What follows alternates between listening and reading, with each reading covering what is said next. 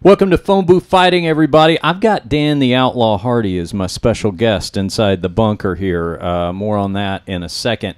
After we do just a little bit of business and remind you that this podcast is brought to you by Low T Nation. Go to lowtnation.com to check out what Brandon and Jason are doing over there. You've heard Frank talk about it quite a bit over the last couple of weeks. Guys that are out there dealing with low testosterone levels. You know what? In the internet age, there's a very convenient way to do it, and that's where Low T Nation comes in. Just go to the website. There's a phone number right there. Give them a call. Tell them you're a Phone Booth Fighting listener, because Brandon and Jason are listeners themselves, so they know exactly what you're going to mean when you tell them that. And then they are going to hook you up with a lab in your area. They're based in Atlanta, but that's okay because they're nationwide via the internet. They will find a lab in your area. You go get a little blood work done. They get the results to them. They find out if you're a candidate, and lowtnation.com takes it from there. The shipments come right to your door, and as you have heard Frank say on multiple occasions, convenience is key to any kind of health regimen, and they know that all too well at Low T Nation. So no multiple trips back and forth every month to the doctor, nothing like that. You just do the initial lab work, and then lowtnation.com takes it from there. They drop ship the stuff right to your door, and just like that, you're going to be on the road to wellness. So go to the website, lowtnation.com. Brandon over there tells me that he is hearing from so many of you guys, like a lot, like more than he can probably count, which is a very good sign. One, that's a good sign for the podcast, that apparently we have more listeners than Brandon can count, but also that you guys are responding to what they have to offer. So check them out, give them a call, and tell them that Frank and Richard sent you over there, lowtnation.com. This podcast also brought to you by Earth's Brew, the plant-based taste of nirvana, that great tasting, health-conscious, functional tea that provides its effects within minutes. If you're looking to relieve stress, boost metabolism, focus your mind on work, school, or play, whatever the case may be, that's where Earth's Brew comes in. And Dan, I know you are, well, in addition to being health conscious, you're like myself. You're a bit of an earthy type. You don't like a lot of crazy, impossible to pronounce preservatives and chemicals in your food. And I see you looking over the ingredients to Earth's Brew. You're not going to see any of that in there. I've given Dan a couple of sample packets to enjoy. I like those hot, and I'll tell you what you can do is you mix them up in a little bit of water if you like. I like to do it like a tea, and you're British, so you probably like that too. Maybe. You know, I love a cup of tea. Yeah, exactly. Yeah, this is good. You got a teacup tattooed on your leg. Didn't I see that one time? Yeah, I have. Yeah. Right. That's how much he likes tea and is tea. British. So anyway, check out Earth's Brew, earthsbrew.com. And if you like those samples, Dan, there is a special offer being made by earthsbrew.com exclusively for Phone Booth Fighting listeners, and I know you're one. 10% off of checkout, all purchases, all orders at earthsbrew.com by putting in the promo code PhoneBooth. 10% off with the promo code PhoneBooth. Check them out at earthsbrew.com. All right, let's get this show started. Now, Frank is overseas calling fights for the ACB somewhere in Asia. Kind of lost track of him at one point.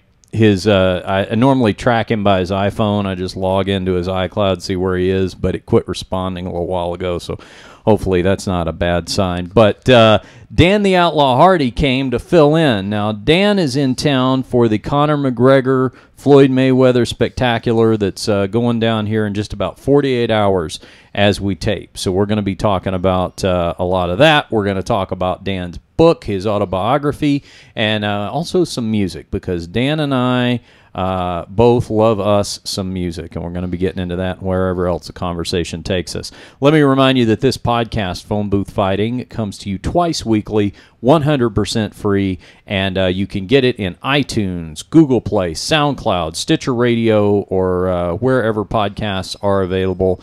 phoneboothfighting.com is the website to find all of those links, and if you go to our iTunes page. Search Phone Booth Fighting. Do us a favor. Click on the 5-star review. That helps Frank and I stay at the top of the podcast ratings. Also, if you have a moment or two, write a favorable line in the review section. We like to read those on the air. Another way you can support the show is by going to phoneboothfighting.com, clicking on the merchandise section. We got official T-shirts, multiple styles, multiple colors, autographed posters. They're all in there. We're going to hook Dan Hardy up with a Phone Booth Fighting T-shirt here in just a little bit. And also the Amazon banner. The Amazon banner is right there on the front. If you're going to be doing your shopping on Amazon, seems like everybody does these days, you just click on that banner. It takes you right to Amazon.com. You shop as usual, no additional cost to you. You won't even notice any difference. We notice the difference because they give us a little percentage of each of your purchases, and that helps support the show. Maybe you're going to go out and buy a copy of Dan Hardy's book. That'd be a great way to do it, wouldn't it? That would be a great idea, yeah. Available on Amazon. Pull the cover of that book up there. There's Part Reptile, the Dan Hardy autobiography. Well, look, there's Amazon right there is available.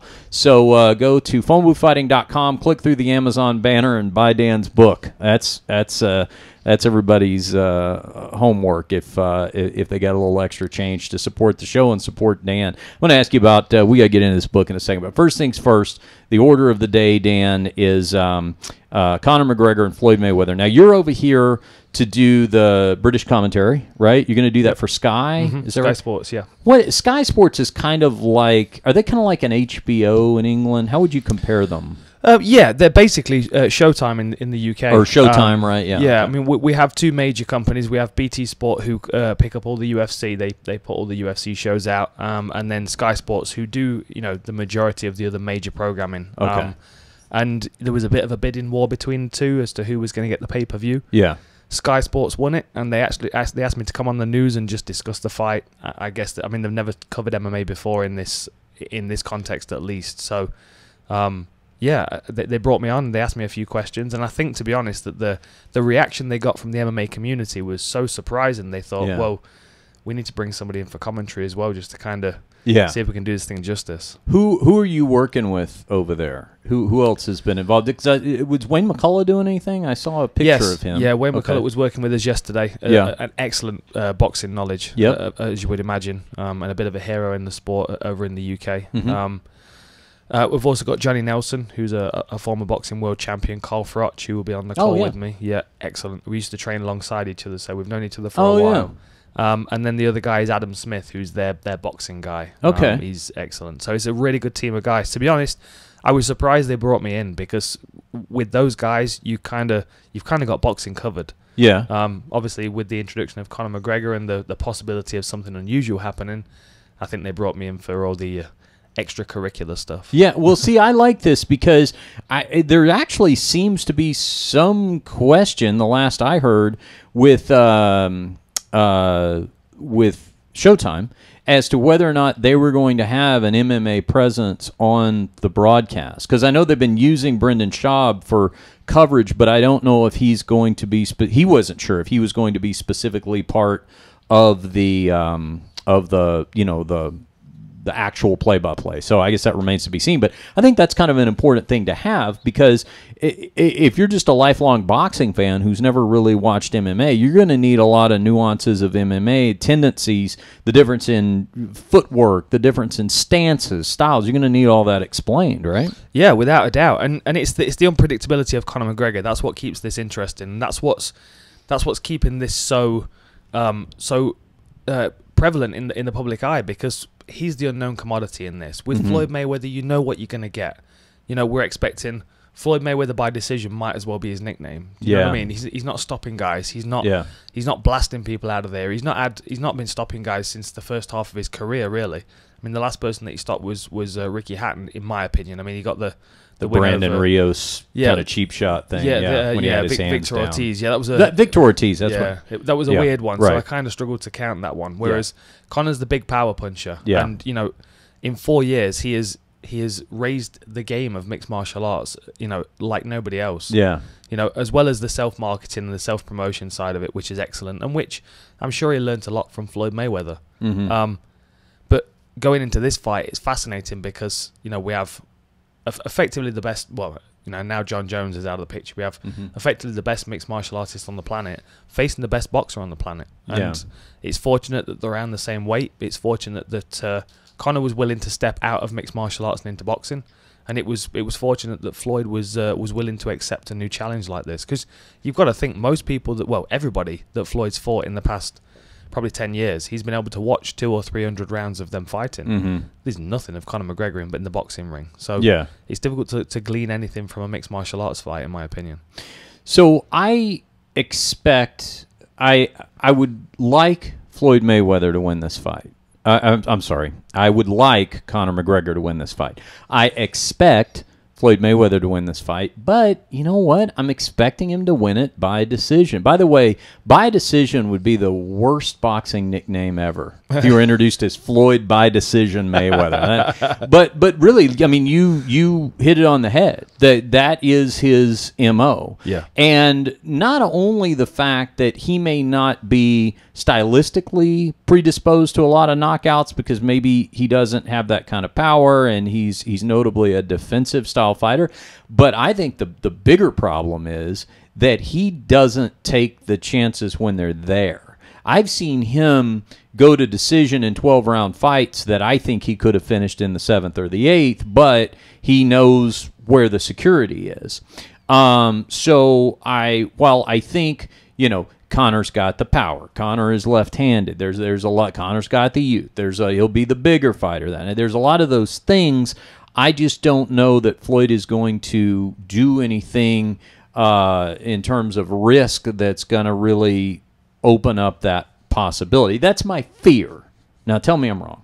No, I think you're right, and I think that there's been a lot of posturing going into this fight. Obviously, the changing of the size of the gloves is a major one. And down to 8 ounces. Yeah, now I think that's a double bluff on Mayweather's part because he's talking like he's going to come out and push McGregor back and outbox him and knock him out early. Now, we've not seen that from Mayweather for a long, long time. There was a clear shift in his approach to fighting when he changed his nickname from Pretty Boy to Money. And if you look back at those earlier Pretty Boy fights, the way that he fought was far more aggressive, far more risk-taking, but he took more punches, and he also hurt his hands trying to knock people out. Yeah. He's had 6 hand surgeries in his career. Yeah. And Conor's got a big old head. If he starts throwing full power shots at Conor in those 8-ounce gloves, the likelihood is he's going to hurt himself first. So what I'm thinking he's doing, I'm thinking he's posturing to give Conor the impression that he's coming out to fight hard, that he's coming out to try and knock Conor out, and therefore Conor will do the same thing. So that will give Floyd his opportunity to read Conor and understand his approach to this, spot his opportunities to find his way into the fight and then start picking him off after the 6th round. We've seen in Conor's career so far that there is a drop-off. There's about a 9 or 10 minute point where there's a downturn in his output, and that's mainly because he throws punches so hard. Yeah. And the issue in the Mayweather fight is that most of the punches that are thrown in his direction miss. You're looking at his stats, you're thinking like 18 to 20% of punches land. So every time you throw a punch and you miss, you've got to hit the brakes and try and pull that back. And if he doesn't, then that's when he's exposed to Floyd. So Floyd needs Conor to come out aggressive. He needs him to be active. He needs him to be a bully. He needs to open up in order for Floyd to find his way into this fight. Now, Floyd can quite happily coast and outpoint him. He's not going to take any risks, like you said, because why would he? I mean, he's going to be he wants to be unbeaten in 50 fights, and there's more of a risk in this fight than any other for Floyd. Yeah. See, I agree with that. I think that if Conor can hit him, he may hit him harder than he's ever been hit before. I mean, we've only seen Floyd Mayweather get his bell rung a couple of times. Shane Mosley comes to mind later in his career, but I think there's a real possibility of that. And my girlfriend was asking me last night. We were actually just kind of talking about it at dinner and everything, and she said, "Well, if you were Floyd's coaches, would you tell him to just go out there and step on the gas because Conor has no experience in boxing and all the rest of that?" And I said, well, it doesn't matter what they're going to tell him is possible. It's a question of what he's going to do, and I don't see him doing that because he just doesn't have any problem winning that kind of a fight. No. I think Conor's going to... Floyd's partly relying on the fact that Conor has a responsibility to fight aggressively because that's how he presents himself. He's talked about, well, before they changed the glove size, he was talking about knocking him out in the second round because the 10-second count would get him into the second round because he can't bounce his head off the canvas, as Conor put it, which is beautifully, poetic. But at the same time, you've got to think that if you go out there and you act aggressively towards Floyd in the first round, he's going to do nothing but cover and watch. He's going to cover and he's going to study. Andre Berto talked about it, about how observant he is. He studies everything. And sometimes Berto would recognize that he left himself open and see that Floyd wasn't taking the opportunity to capitalize.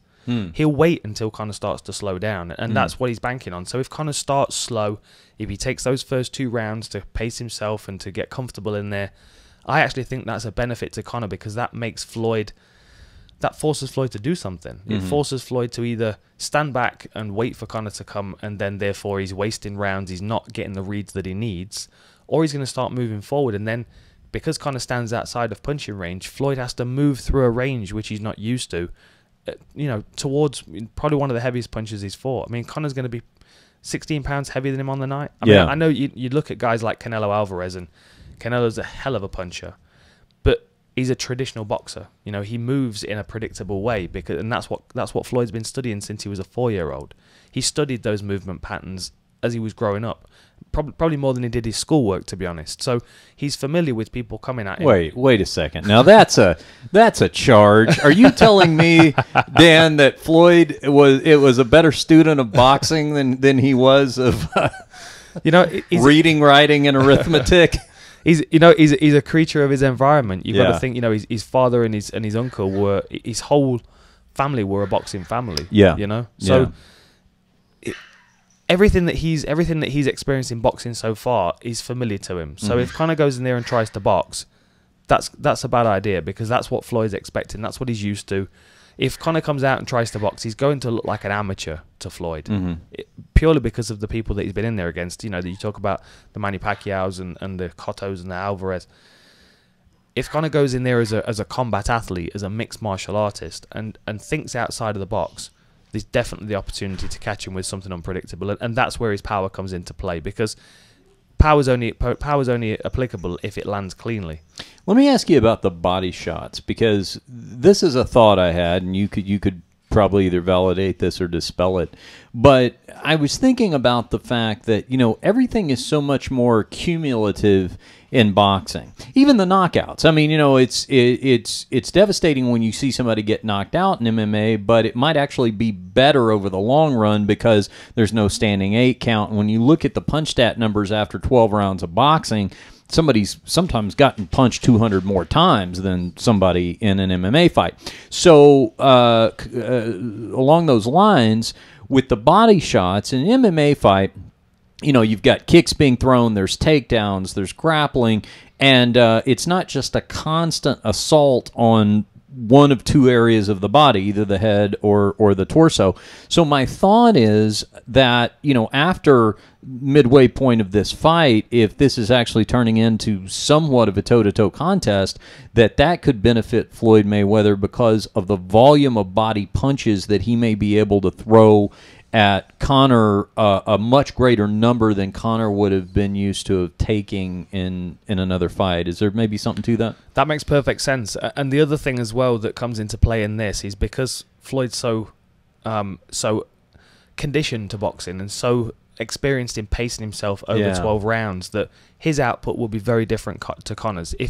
Even if we took it on a calorific basis, if Floyd throws 10 punches and Conor throws 10 punches, Conor's going to burn at probably a third more calories than Floyd would, purely because of the way he throws his punches.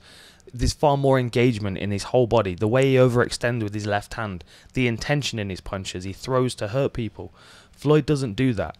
So especially if it passes the 6th round, that's when Floyd starts to pick his volume up. That's when he starts to land 5, 6, 7 punch combinations at 50 or 60% power, because he's not looking to knock anybody out. He's not looking to damage his hands on the top of somebody's head. I mean, you go back to the Carlos Hernandez fight. He actually got a standing count for a left hook that he landed to the top of the head that broke his hand.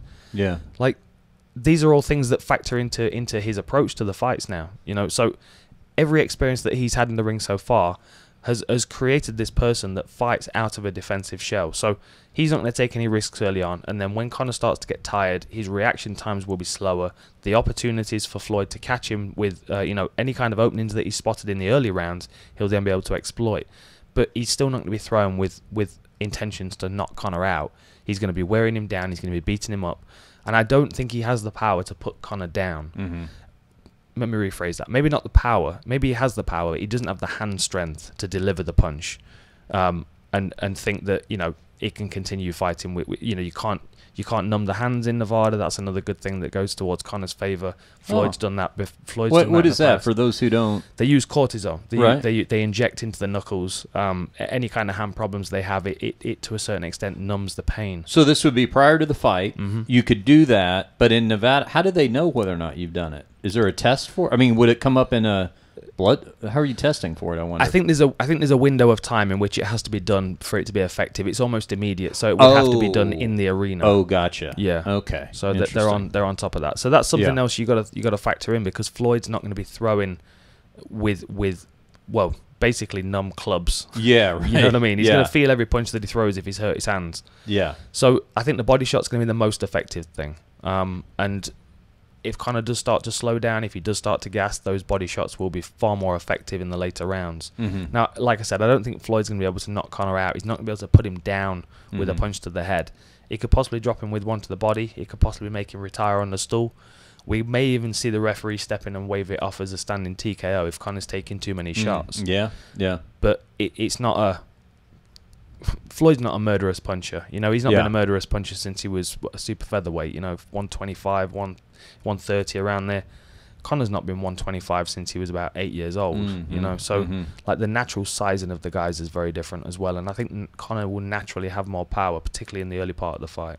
Now, if Conor McGregor wins this fight, it goes without saying, one of the biggest upsets in sports history, and then we'll talk about who Conor fights next in the boxing ring probably.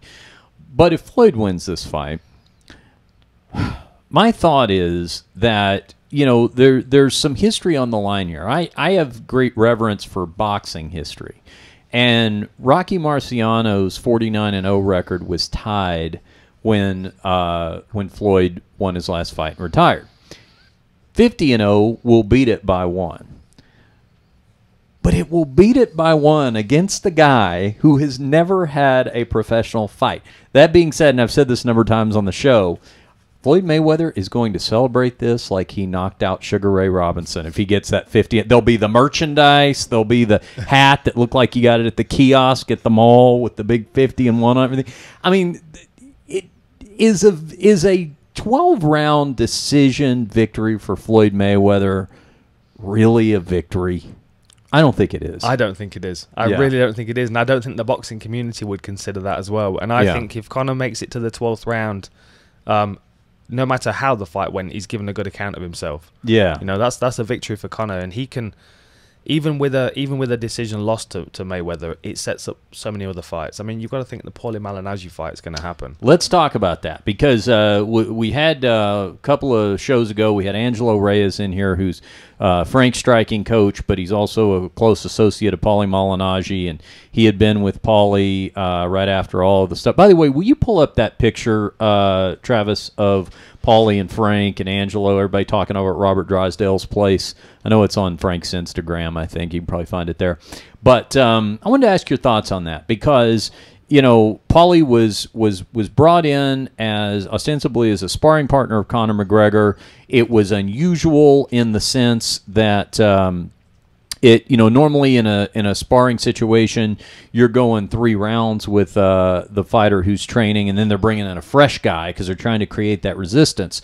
They had him go 12 rounds, and we end up seeing footage of what, by the accounts I'm hearing, seems to be later in the fight, where Conor's getting the best of Paulie. First of all, what were your thoughts about that whole scenario? Well, I've been fortunate enough to be quite close to it all. I spoke to Paulie on many occasions this week about it. I've also overheard him explaining the whole thing to several people. Monday and Tuesday we worked together, and I like Paulie. I think that he's an excellent boxing analyst, and I think that I mean, this is ultimately going to work out fairly well for him. So although it's unfortunate, his perceived perception, his perceived perspective at the moment, it will shift. You know, this fight will be massive when it's made.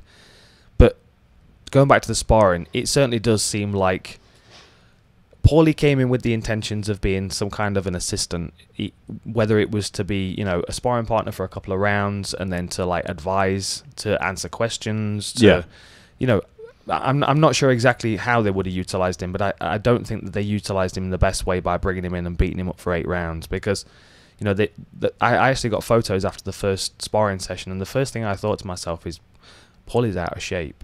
You know, he didn't come in to spar 12 rounds. He certainly didn't. So I'm not sure whether there was a naivety on Paulie's side, because the comments he made towards Conor before he retired in March about him being able to beat him with one hand behind his back. Yeah. Conor never forgot that kind of stuff. And you've got to also think, from Conor's perspective, he's not fighting Floyd Mayweather. He's fighting boxing in this fight. You know, he already feels like Showtime are against him because they were cutting his mic and they tried to screw him over on so many occasions on the world tour. Paulie's the analyst for Showtime, so he's very much a part of that group. So that's another reason why I don't think Conor would have bought him in any favourable way. And as you said, you know, when you bring somebody in as a sparring partner, you don't intend on using them throughout the whole, you know, for the whole sparring session. Like when I was helping Frank, when Frank was preparing for Nogueira, they used me for the first and last round of sparring, and then we had 2 heavyweights that came in for the middle 4 rounds. He was doing 6 rounds, so I would give him a light round to start with to kind of speed his eyes and his hands and reaction times up. Then he would alternate with 2 heavyweights over the next 4 rounds and get absolutely beasted or beast them, which was, you know, obviously preferable. And then I'd get the last round when he was tired and he needed to stay sharp and focus on his defense. So in every round he got a fresh guy. That's really what you want to do, because you're trying to get the best out of your fighter. Whereas if you're bringing a guy in and you're putting him in a position where he's forced to fight the full 12 rounds, that's a confidence booster for the fighter that you're training, because you want him to be wearing down. You want the fighter that's in better condition, which obviously in this situation is Conor. You want him to get the better of Paulie. And any fighter, no matter what level you're at, there's a point where your conditioning is not there and you start to drop off and you start to become vulnerable. From what I understand of Paulie, a lot of the clips that they used were, well, the knockdown certainly was the 11th round. We know that for sure. But the clips weren't chronological. Paulie was talking about how they used a clip from the 8th round, then they went back to the 3rd round, then they jumped to the 11th round, and it was all stitched together quite conveniently. Now, whether the actual full footage is out there of the 12 rounds or not, I don't know. But from everybody I've spoken to, it sounds like Paulie gave a good account of himself, but started to slow down. Conor's in supreme shape, and Conor was there to hurt Paulie and to teach him a lesson. And I think that's exactly how it played out. Now, I don't know whether Paulie's annoyed because he was brought in and used like that, and obviously his brand has been affected by this, you could say, or whether he's annoyed at himself because he was naive enough to think he was going to be brought in as an assistant in some way. And I think it's a combination of the two. But ultimately, at the end of the day, he's going to get this fight now. I mean, it's got to happen. There's needle between the two guys. Paulie was at the arrivals the other day. I could see him before Conor had even arrived. He was like scouting out the places for the best place to stand, because he needed to say something to Conor. I go back to saying he's an excellent analyst. He's an amazing analyst. But in this situation, because he's so emotionally involved, he can't remove himself from it. So when you do get him on the subject of the fight, it's like an exorcism. It's like it's coming out of him and he can't help it. He's so fired up and emotional in this one that he couldn't help himself. He had to say something to Conor and his management team. And, you know, Conor stopped, turned around and walked back towards him. So immediately that engagement there sets up the fight. And, you know, you got to think Paulie's got the Italian contingent, Conor's got the Irish contingent. You get those two together on St. Patrick's Day in New York, and that's fireworks. That's a great fight. Yeah, it's like Gangs of New York. Right, yeah. Now, this picture that's on Frank's Instagram, this was the night of the sparring. when he sparred with Conor. Those clips were filmed just a couple hours after that.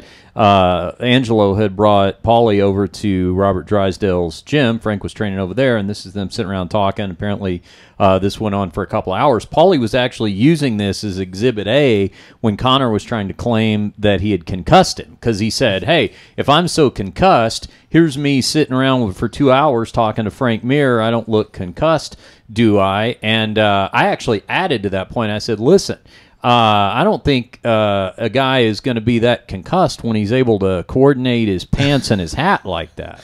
I was just about to say that. If he was concussed, he wouldn't have been able to find those camo trousers. No. So he's got a hell of a fashion sense. Paulie has. Do you think, now we've had a little bit of a conspiracy theory floating around here.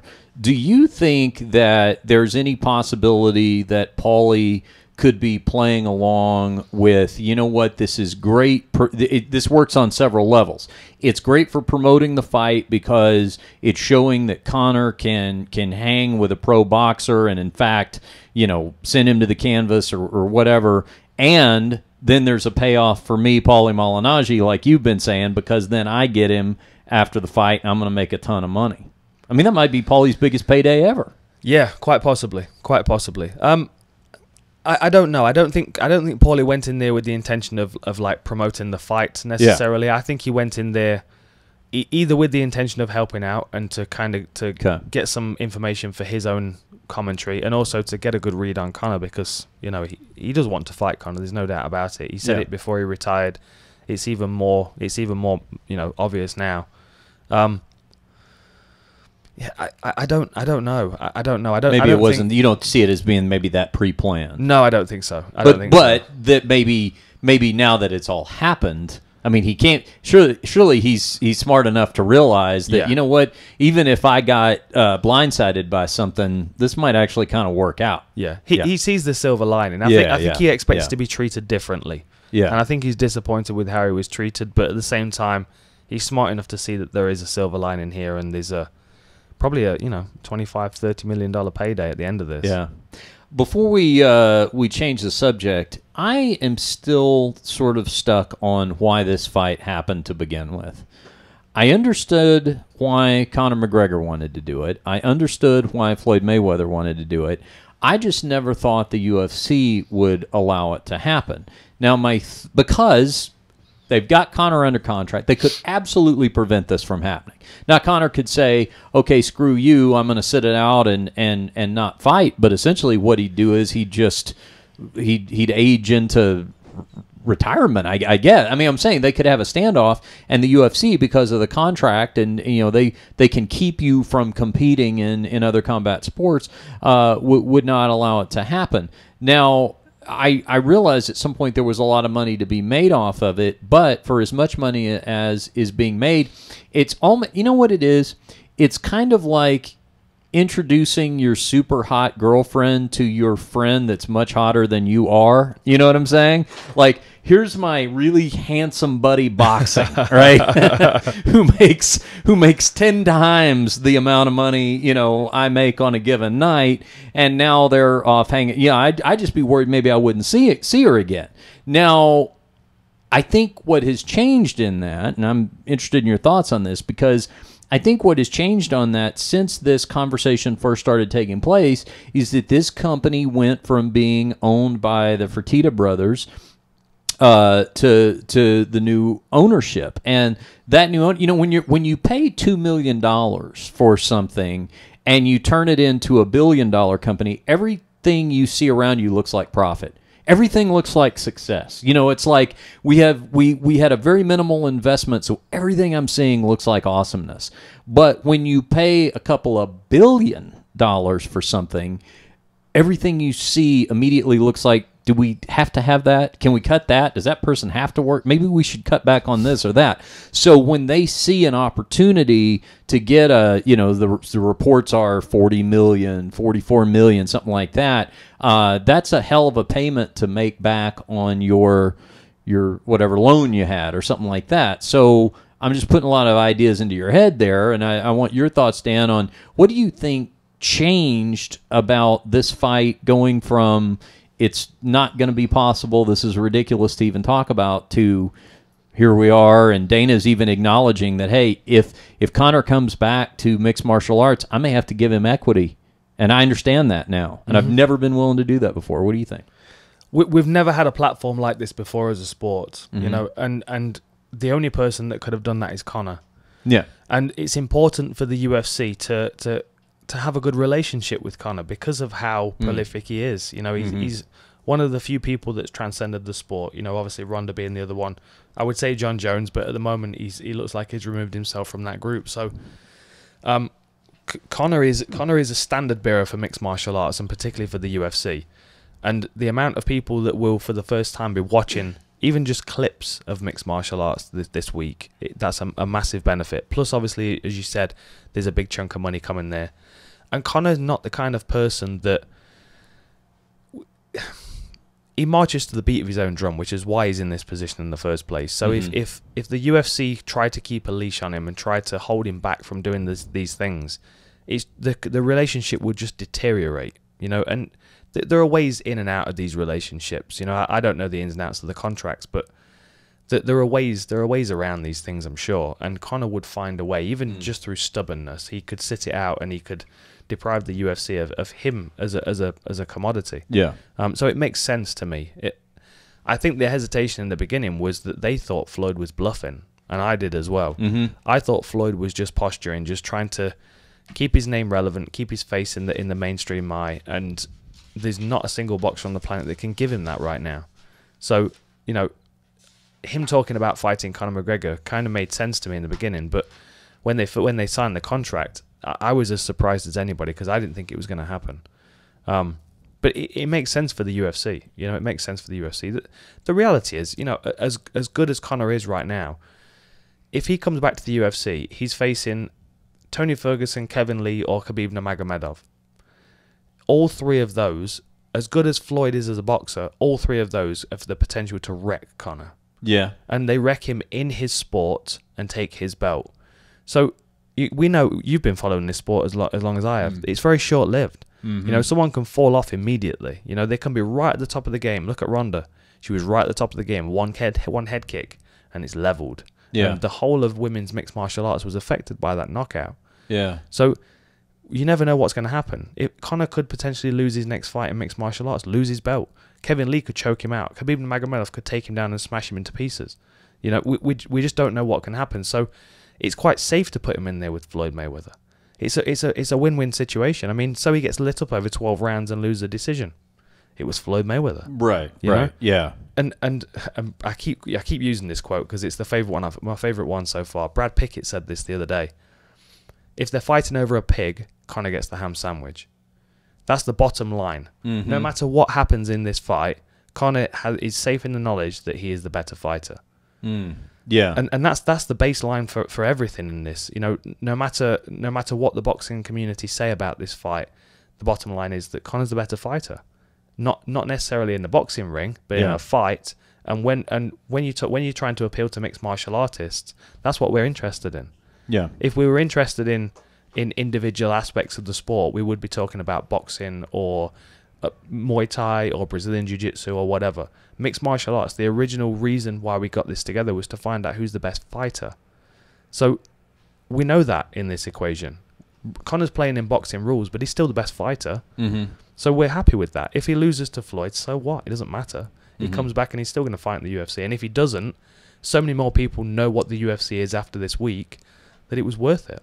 It's interesting. Until you brought this up just now, I hadn't really thought about the timing of it in terms of what the choices are for Conor in the UFC, and maybe that is another thing that's different from a year ago, is or even 2 years ago, is that the things that Conor needed to do to really establish himself as the biggest name of all in all of MMA, he needed to win that featherweight title. He needed to knock out Jose Aldo. You know, he needed to be the first simultaneous two-time champ. He needed those bullet points on his resume. He's got them, but as you just pointed out, now he's in a prime position to lose them. And maybe, you know, if he comes back to MMA and risks losing any of that or going on a losing streak or whatever, or being dominated in a fight, at least he's got the backing of the bank account. He's gone over and he's made that big money and everything. He's done it while he could do it. Yeah. You know? Yeah. This is the low-hanging fruit for everybody, including Floyd Mayweather. Yeah. You know, he keeps talking, point to the easy work.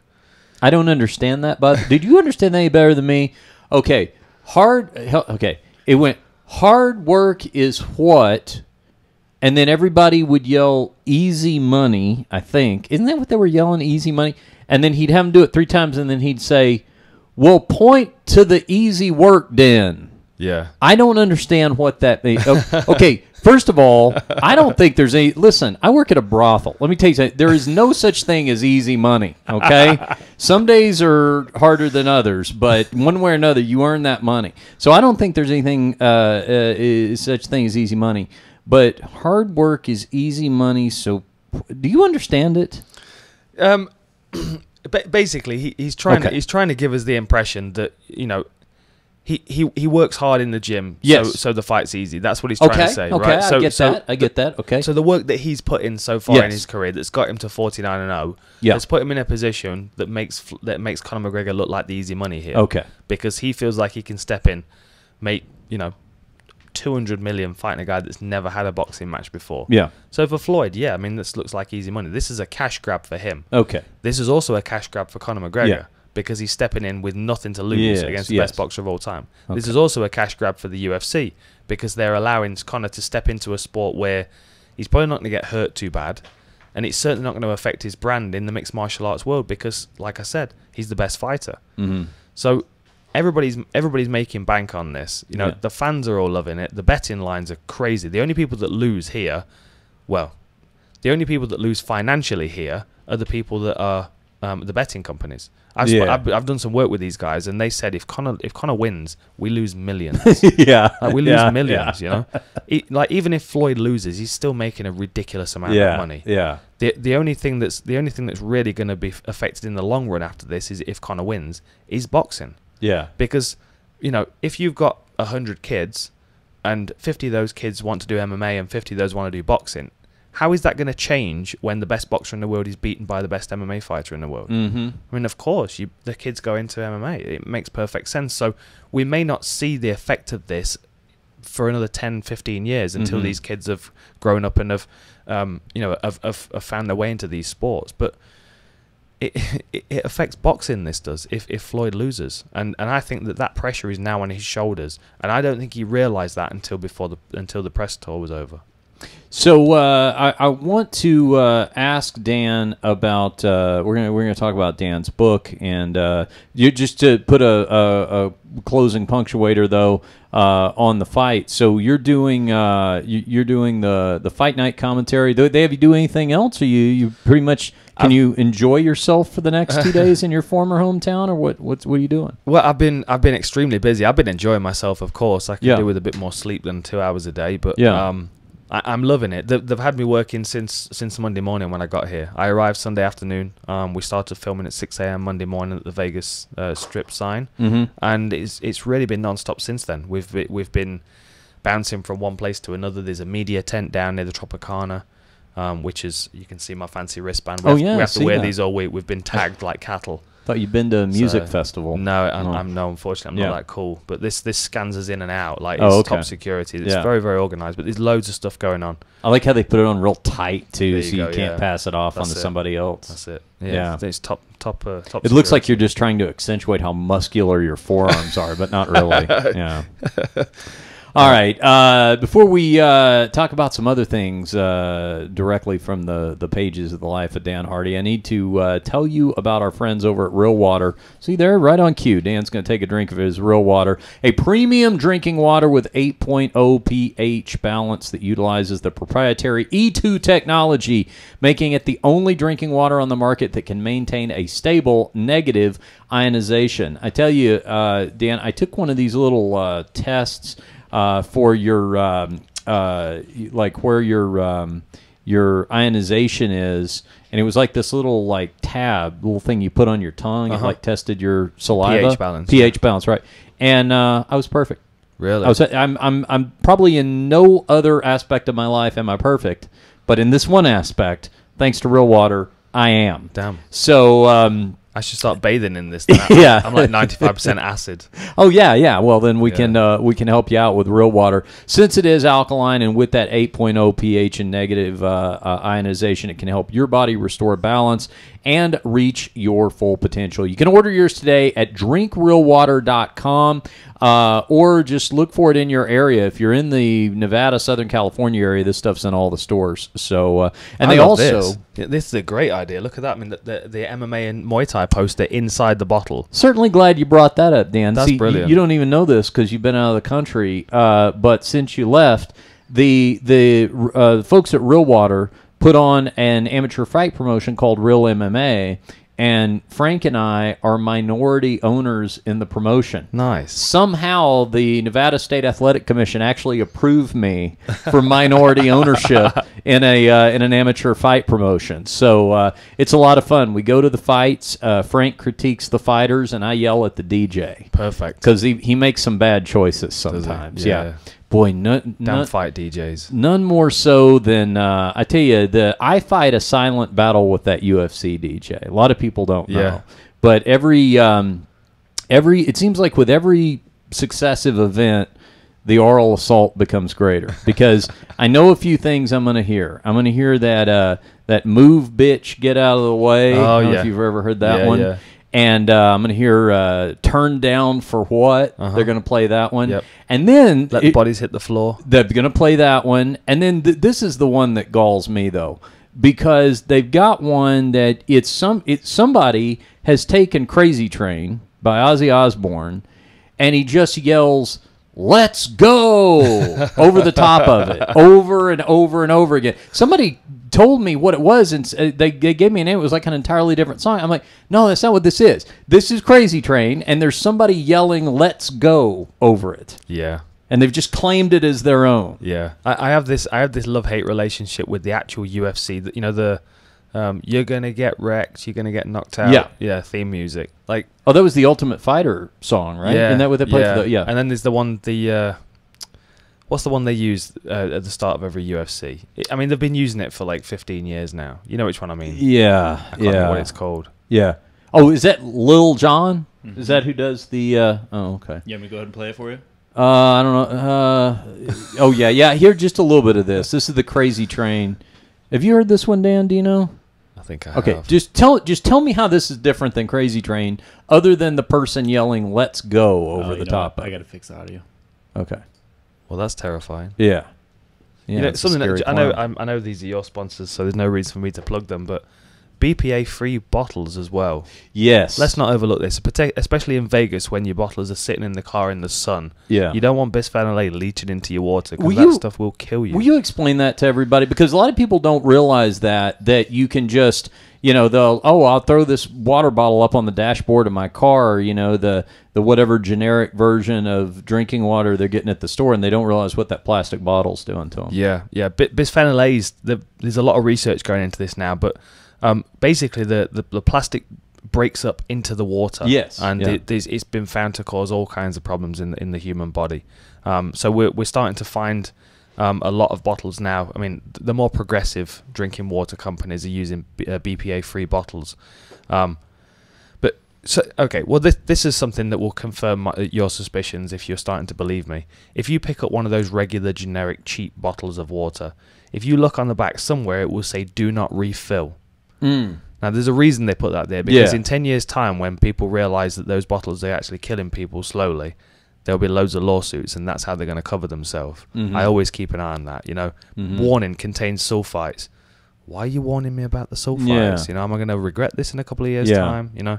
So, yeah. Do not refill. That's like saying do not ask out on a second date. There must be a reason. There must be a reason for that. All right. Well, anyway, we've got some other music to talk about. But I want to talk about Dan's book, though, Half Reptile, Part Reptile. I'm sorry. You did this, how has this been out? 6-9 months? Yeah, came out in March. Yeah. And, I mean, if somebody were to ask me off the top of my head, out of all the people you know, who do you think would have an interesting autobiography? You would certainly have been at the top of my list. But tell me about, first of all, is this cover accurate? Do you have all of these extra tattoos now that you didn't have last time I saw you shirtless? Yeah, I have my chest tattooed now. Okay, yeah, all right. New. I have wolves. I have 2 wolves Oh, on my okay, chest. so that's accurate.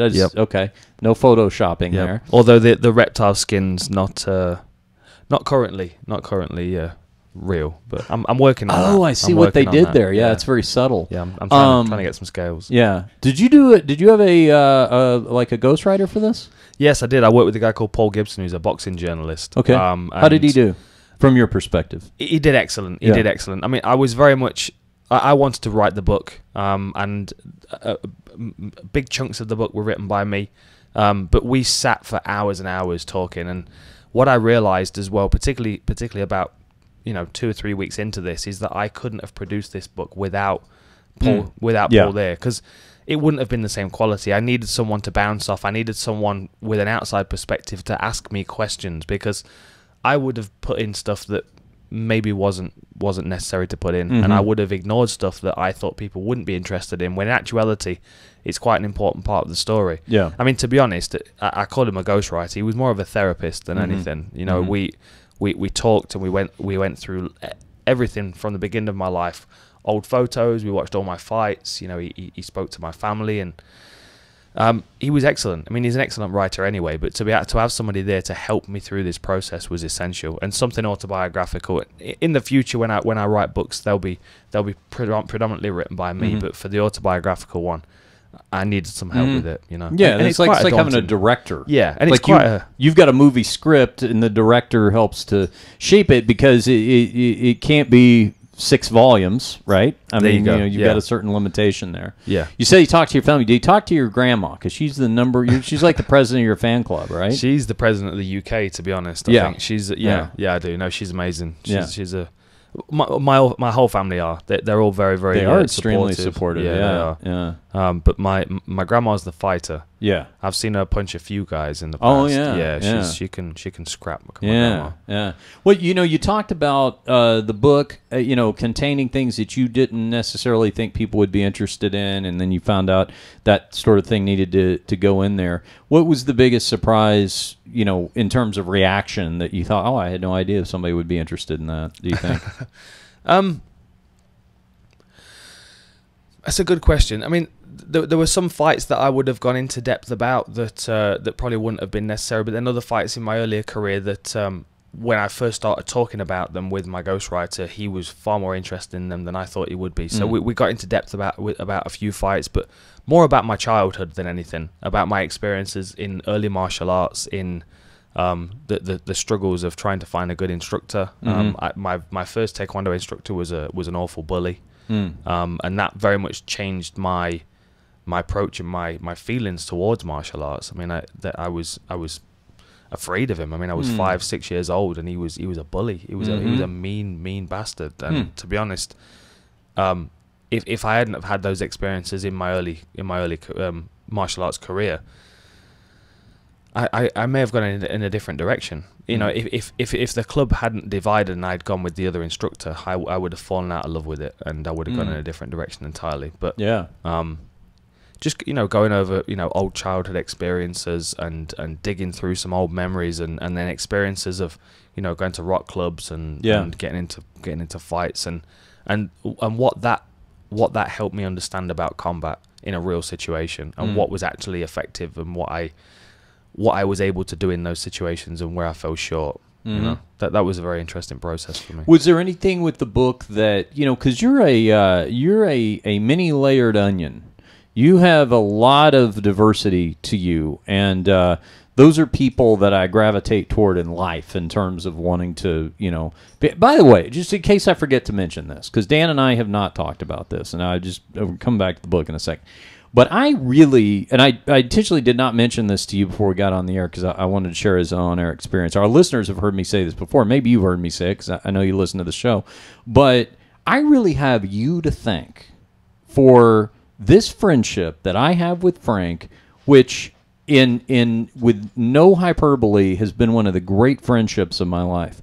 And the reason I have you to thank for it, I don't even know if you remember this, but on several occasions, just as you and I knew each other, you had said to me, have you ever really sat down and talked to Frank Mir? You're like, the two of you would be really, you've told me that, right? Yeah, I remember. And man, were you right. Yeah. I mean, that was, so thanks, for putting that in my head. And it's not that I didn't know who Frank was. It's not that I didn't think he was an interesting guy or whatever. But, there's a lot of people in the world. And if somebody doesn't kind of help sometimes, it's like giving you that really good recommendation on a band you're going to like. Well, if you know they got good taste in music, then it's not a shot in the dark, and so maybe you pay a little more attention. But it really has been. I mean, this it's really kind of been amazing, the friendship that Frank and I have formed, and it really it's because of that diversity, like I was saying. So I see a common thread between the two of you, but I had never entertained the idea of having like a broadcast partner. He's the first one I've ever done that with, but even just being friends with, it's just the kind of person you ever run out of stuff to talk about with. There's you got a mutual intellectual curiosity, I think, is a big part of it. Yeah, so. we myself and Frank always had interesting conversations, as we did. There are some people you can have surface conversations with. You can discuss, the fights and politics and the weather and that kind of stuff. And then other times, it's amazing how quickly you skip past those things and get into the deeper stuff. And as you know, I used to train with Frank at his gym. It used to be called Suffer.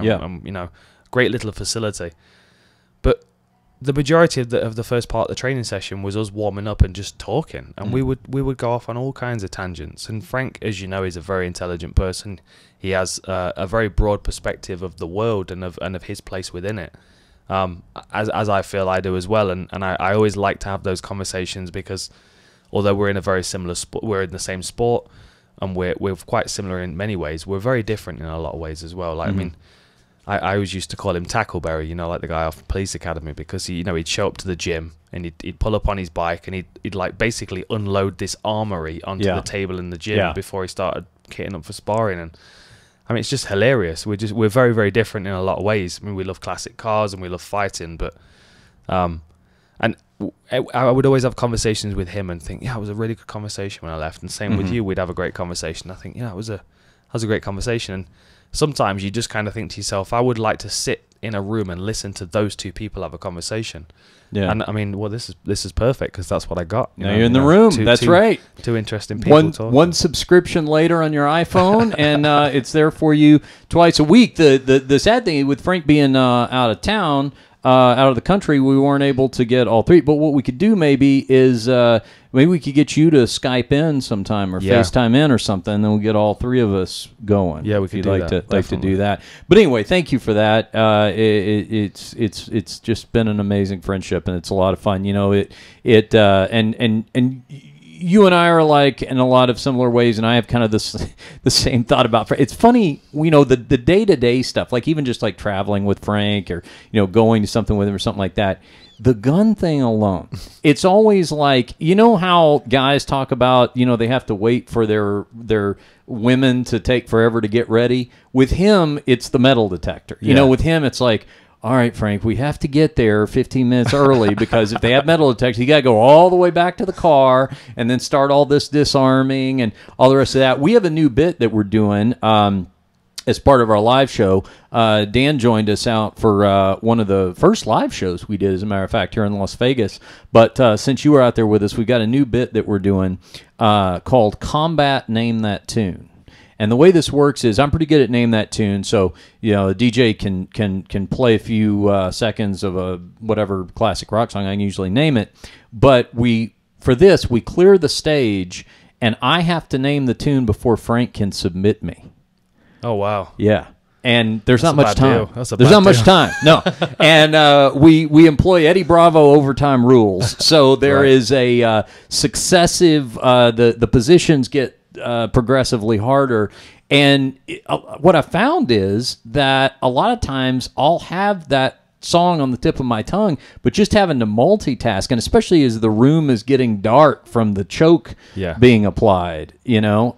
So anyways, we have a lot of fun with that. We had Chael Sonnen was our guest commentator for he was doing a show with us, and we were doing Combat Name That Tune, and I never forget the look on his face, because we were clearing the stage and we were getting ready to do it, and before we got down on the floor, Frank started pulling guns and knives and all this stuff, and just like laying them on the table, and Chael was just looking at it like, where are all these coming from? It was like watching clowns get out of a tiny car or whatever. Hey, you know what? Because I said Eddie Bravo Overtime Rules, I wanted to ask you this over the weekend. I was watching Polaris, and you were a judge, right? Yeah. I have a jiu-jitsu crush on Gary Tonin. Okay. Yeah, and he's been on the show and stuff, so I'm a big fan of his. And I was watching, and I saw you there, and they said you were judging. What was with that crowd? That sounded like that was a jiu-jitsu tournament being held in a British pub about 20 minutes before closing time. That was a rowdy bunch in there. Yeah. There was quite a bit of heckling. It was interesting. Yeah. Daniel Strauss, who was on the card as well, facing Jake Shields. He'd brought his ape army with them. And it's a whole bunch of guys that he trains with, and they're all real nice guys. They'd had a couple of drinks, and they were being rather vocal. But unfortunately for Dylan Dennis, he was getting it because he's friends with Connor. And there was so much animosity going into that fight, into that bout, because obviously Gary Tonin's got a win over Dylan Dennis, and Dennis has been talking a whole load of trash going into this one, and then there was the bleaching of the hair. Gary Tonin bleached his hair, same as Dylan, and he set up the parody Instagram account, Dylan Dennis. So there were a lot of things going into this, and I think that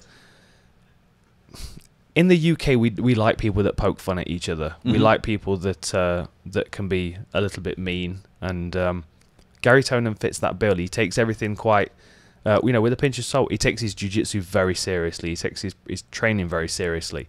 But everything else is quite comical. I mean, you saw the photo of him with the Salvador Dali, moustache and the sunglasses.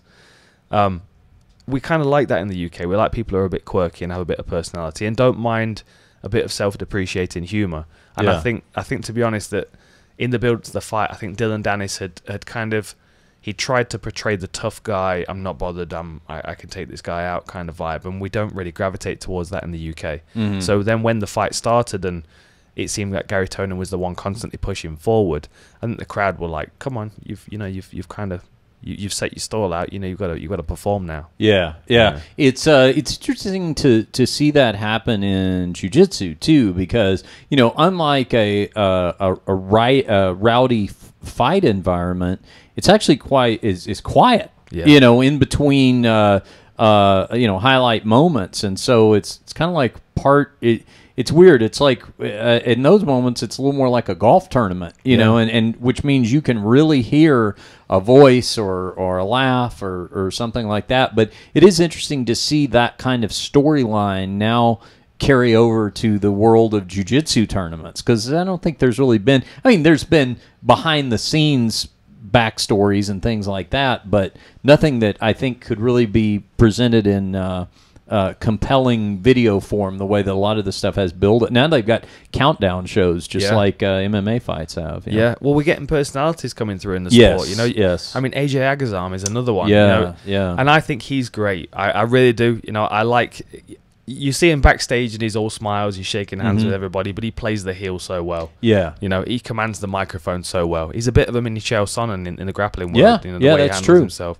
That's true. So it takes standout personalities in order for people to gravitate towards these grassroots sports, and that's effectively what professional jiu-jitsu is. It's it's in the very beginning stages of its growth, and it's taken like the Gary Tonins and the Dylan Dennis, obviously, AJ Agazarm, Daniel Strauss as well is a hell of a character. It's taken these people to really start to draw the crowds in and want them to tune in. And they're fascinating tournaments, they really are. Polaris run a great, run a great show. I really love the Eddie Bravo Invitational as well. I think that rule set's fantastic because it forces people to work. If you don't want to be put in a bad position in overtime, you better do something with that first 10 minutes. You know? Yeah, and you know like that. what I was, Frank and I have gone to a number of those Eddie Bravo invitationals, and the thing I was really impressed with is even if somebody doesn't get the submission in overtime, when they add up the escape time to see who wins, a lot of times it's close. Oh, like yeah. there's anticipation. A lot of times you don't know right away who it's going to go in favor of. Yeah, it's like seconds. Like yeah. Won 7 seconds the other day. Somebody won by. Yeah, no, that's good stuff. Well, the question that I got sidetracked from, but what I was going to ask you about Part Reptile is was there something in the book, some aspect of you, of the layers of you, that you felt like you really got to express or explain or establish publicly that maybe a lot of people didn't? I mean, they're going to know the fighting. You know, they've heard probably the wild ayahuasca stories and things like that. But was there something where you're like, nobody's ever even known to ask me about this part? I don't know, something from art school or I don't know, something like that. I don't know. Yeah, there were a lot of things. I mean, there were. I think some of the interesting things in it were, the influences of my family, particularly my grandfather. The book's dedicated to my grandfather, and that's who my mug of tea tattoo is for as well. Yeah, that's right. Yeah. And I mean, I lived with my grandparents for the first few years of my life because my parents were teenagers. You know, I was not at all planned. So when I came along, it was very much the family supported my parents. That my grandparents on both sides supported my parents in order for me to be basically. Yeah. And then as I got into Taekwondo, the first few years were a struggle, but then I kind of started to pick up a little momentum. But then when you hit those early kind of teens, 12, 13, 14, where school's finished and all your friends go to the park to play football, and I was going to Taekwondo. There were times when I was like, I'll do that another time. I won't do that now. And my granddad actually started training with me, and he was 60 at the time. He trained for 5 years, and just to have that time with him, you know what I mean, in the gym, 4 days a week, 3-4 days a week, we would do circuit training together, and he was one of those people that, and this was something that we realized when he died, he didn't really have a lot. He didn't have a lot of possessions. I mean, I think, if I kick the bucket now, I think that's a British term, is it? Kick the bucket? No, we use that. Okay, good. Yeah. Good. My Texas grandfather used that term. Good. Yeah. So if I kick the bucket now, I've got a whole pile of shit in the UK that they need to get rid of.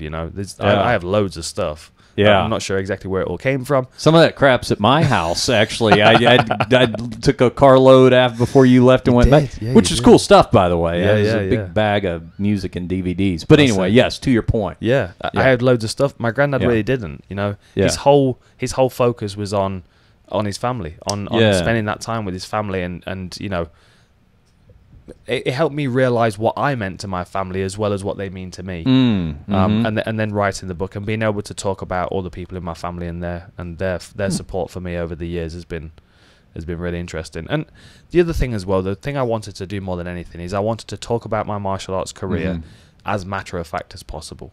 There's so much bravado and ego in this sport, and I really try and pride myself on the fact that I am just matter of fact. I mean, I got knocked out in London. Condit hit me with a wicked left hook, knocked me out. GSP took me down and out-wrestled me for 25 minutes. I can talk about these things and I can joke about them, and I can be very matter-of-fact about them because I'm grateful of all those experiences. The reason I'm here in this position now, talking to you, being in Vegas, calling the MayMac fight, are because I've had these ups and downs in my career. And I think one thing that a lot of people need to realize is that it's not about being 49-0. It's not about being unbeaten. It's not about being untouchable. It's about trying, and if you win, great. If you don't, you fail, and you pick yourself up and you keep going. And I was one of those people, and this is just jumping back to an earlier conversation that we were having.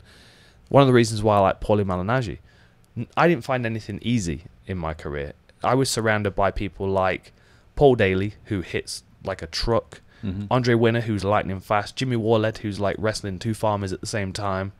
All these people around me, Dean Amasinger, who's ridiculously strong.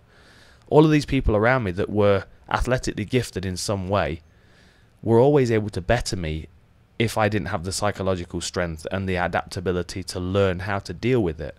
So because I wasn't physically and athletically gifted like a lot of the people I was working with, and I had to figure it out, it's made me a far smarter person.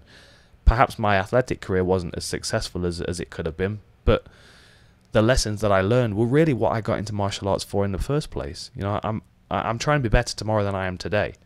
So if I have a lesson today that is a painful and embarrassing one, like getting knocked out in London in front of my family, tomorrow I know I'm going to be better for it. You know, and it's accepting that and moving forward. And there are so many people that don't. There are so many people that have an experience that is an unpleasant, uncomfortable experience, and it changes them fundamentally, and they shut down and they withdraw and they never step outside of themselves again. And you're never going to reach your potential. You're going to fail a few times, at least a few times. You know, some of the best people in the world fail loads and loads of times, and you know, they get there in the end. Or they get somewhere else in the end because of the result of those lessons that they got. And I just kind of wanted to share that story because there are so many people that come through mixed martial arts that won't have it all their way. You know, all those kids that rock up at the gym on one day thinking they're going to be John Jones and Conor McGregor. The likelihood is you're not. The likelihood is you're going to struggle. It's going to be hard work, and you're going to have to pick yourself up. You're going to be sitting in the car on the way home crying sometimes because it was such an awful session, you know? I also think, too, that a lot of the way to ultimately judge those, because I'm here to collect the stories. I mean, that really is what I hope to sort of close, you know, life out with. Is I always say I may not have the most money, but I will have the best stories in the day room at the nursing home. You know, that's what I'm hoping for. And you know, I think, I mean, you were talking about some of you know, the times that you came up short. Okay, you mentioned the GSP fight, but you know what? That is an example of a story. If I were to sit down a kid who wasn't alive at the time and I were to tell him the story of, you know, the perseverance and, oh my gosh, this guy at the time, you know, George St. Pierre was, you know, regarded as you know, probably pound for pound the best fighter in the world at the time. And you know, Dan, you know, takes him the distance, and, you know, he's got, you know, he's not submitting to the Kimura. The Kimura. You know, yeah. I could tell that whole story, right? And if I didn't tell him the outcome, the kid would think, oh, and then he became the welterweight champion of the world. They're like, no, he lost. But you see what I mean, though? Yeah. But because that's the fabric of the story, it doesn't instinctively sound like a loss. Yeah. You know, not a total. I mean, there's an ultimate outcome, but I guess what I'm trying to say is there are losses and there are losses, and I think that's kind of what you were saying, which is there are losses that you can learn from, become better, have something to show for taken out of it, or there can just be, you know, losses that I gave up and I never recovered from, and you know, shut it all down. Yeah, I mean, you know, right. when I was forced to step aside and move into commentary. Which was obviously, you know, it was a great opportunity for me as well. Yeah. But at the time, I was a fighter in my head, and I am still a fighter in my head. And to have that taken away from me was very, very difficult. It took me many months, and still at times to kind of deal with that. You know, it's almost like a post-traumatic stress because you become that person, and everything that you are, your whole being, gravitates around that identity that you've created. And when that is taken away from you, I was kind of set adrift, and I was a bit lost. But I look back on it, and I look back, and again, writing the book was a nice opportunity to reflect on these things, because ultimately when I started martial arts, I wanted to be confident, I wanted to be able to defend myself, and I wanted to make sure I was getting better each day.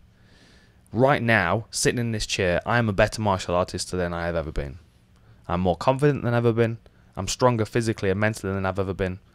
So no matter what happened in my career, I achieved what I set out to do originally. I never set out originally when I was a martial artist to be a UFC champion, because the UFC didn't exist. You know, so I'm just kind of riding the crest of this wave, and I'm just kind of seeing where it takes me. And there's been so many lessons of acceptance, and so many lessons of I've got to sit back and readdress where I'm at and who I am.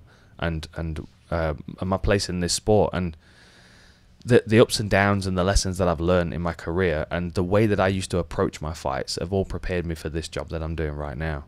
And this, I mean, this is the dream life. I mean, you know, I'm traveling around the world. Nobody's punched me in the face. I wish sometimes they were. I would love to punch somebody else in the face sometimes as well. But ultimately, I travel around the world talking about fighting. I mean, what could be better than that for someone that loves martial arts as much as me? Well, and you're really good at it, and fans enjoy it. I mean, that's another thing. It's got to feel good to be enjoyed doing a second thing by the people who were enjoying you doing the first thing, right? Yeah. In fact, people actually seem to enjoy me more doing this than they did as a fighter. I was going to say, now it may be like, you know, the worry about you fighting again would be like, well, let's don't mess with his brain. Like, let's try to keep this. You went through a professional fighting career with that intact, so let's keep everything just as it is. Well, I promised before we wrapped up we would talk a little music because Dan and I both enjoy digging through crates at the record store. Oh, yes. So, you know, it's unfortunate in a way that my moving to Vegas almost exactly coincided with you leaving. I know, that was unfortunate. Could have seen some good shows. I've never gotten to attend punk rock bowling with you, and I've gone the last 3 years. You know, Coxbar headlined one of the nights this year. Yeah. And so, see, have you seen any good shows lately? Do you get to see many shows? I haven't seen many. I haven't seen many. I'm always at fight shows, to be honest. I'm listening to a lot of music, though.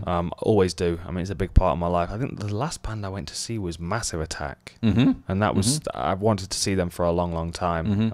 I've had some very enlightening experiences with Massive Attack accompanying me, which you can read about in the book, chapter 7, I think. When it gets a bit weird. It gets a bit weird around that point. Yeah. You know, starts off in Peru and just descends into chaos after that. But yeah, Massive Attack were amazing. But a lot of the stuff I'm listening to now, people would be surprised what I'm listening to now. Generally, my mornings start off with Ravi Shankar. I tend to find that puts me in a good mood for the rest of the day. And then I have different genres and different types of music that I listen to at different times, different weathers, you know, different locations in the world. I did a lot of anchoring when I was fighting. I did a lot of emotion anchoring using music. So like there are songs I can put on now that immediately, like, it's almost like somebody's injecting a particular emotion into me as soon as the song comes on. Like the one that comes to mind, like Temples of Boom, Cypress Hill. That was my meditation album when I was fighting. That was about as mellow as I got. Yeah. And when I listen to that, immediately my brain kicks over into visualization of fights, and it's something I can't really help it anymore. You know, and I like that. I like the October Rust by Typo Negative. You know, as soon as it gets cold outside, put that on, it feels like winter. That's my winter album. Well, it's got October there in the title. There you go. Perfect. Have you heard of a band called Magma? I have heard of them. I've not heard anything by them. Right. So I got turned on to Magma this weekend. So there was a Psycho Las Vegas music festival going on here this past weekend. It was Magma's only American stop on this tour. They're from France.